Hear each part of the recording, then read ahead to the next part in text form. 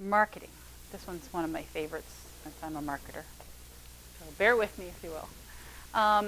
I mentioned a statistic, and this has been out there for a little while, that about 50% of your customers don't know you exist. So even if you have a URL, they have to know what your URL is to find you, and then physically, where are you? I know a lot of implants are actually in the basement.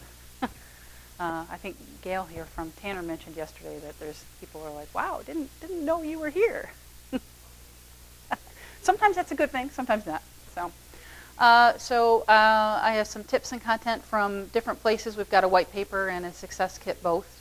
Actually, there was an implant manager a couple years ago who said, I'll tell anybody about us who'll listen. So have one of your snowflake stories, as this gentleman calls, ready. It's basically a little elevator pitch. So when you see somebody, hey, we just did blah, blah, blah, blah, right? 3 or 4 sentences. Basically, it's like a little success story. People love it. And oftentimes, it's something that they didn't know that you did. Having a plan and setting objectives doesn't have to be intimidating. Even just a checklist of things you want to do. If you're in a university, you can probably get student help, which is something that will expand your reach, gain some relevancy. But the important thing is to kind of figure out what you want to do, set some objectives. I want to be able to, get this many more orders, or get a particular department. Marketing is continual. I can give you a couple examples of times when you might want to do marketing, but it's not just one and done. When you launch the implant to a new group of users for the first time, maybe you have a new capability, and I'll mention later, but I'll share it now. It isn't, hey, we have web to print, or we have this new blah blah blah blah machine, because the equipment isn't going to be meaningful. It's what you can do with it. So especially if you have, we're just able to start doing these big signs we did it for so-and-so, and now, some result from it. That's much more meaningful to people. Open house, that's been talked about before. Rebranding, maybe you have a name change, new logo, maybe a merger, that kind of stuff. Maybe you have a new feature or a new software upgrade, especially if it's something that your users have been asking for. Hey, now we can build books, and here's what it's going to mean for you. In fact, this award here was curriculum and course packs. So it was a new capability they had. It was something the teachers had wanted for a while, and look, now it's saving them a ton of money.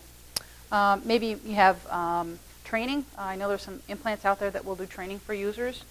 Maybe on making PDFs. Some do software where they'll teach people how to do like InDesign. So all sorts of different things that you can do to work with users and non-users, customers. Internal resources. I've seen people use marketing departments. I've seen them use learning and development or training. Again, student help if you're somebody who's in higher ed. There may be somebody who wants to come in and speak. So there's lots of different resources you could potentially use. Again, it doesn't have to be about spending a lot of money. And then I mentioned marketing to users and non-users.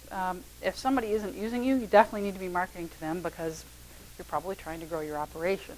And sometimes finding out why they aren't using you can be really insightful. It may be, somebody with a long memory who had a problem with a job 5 years ago.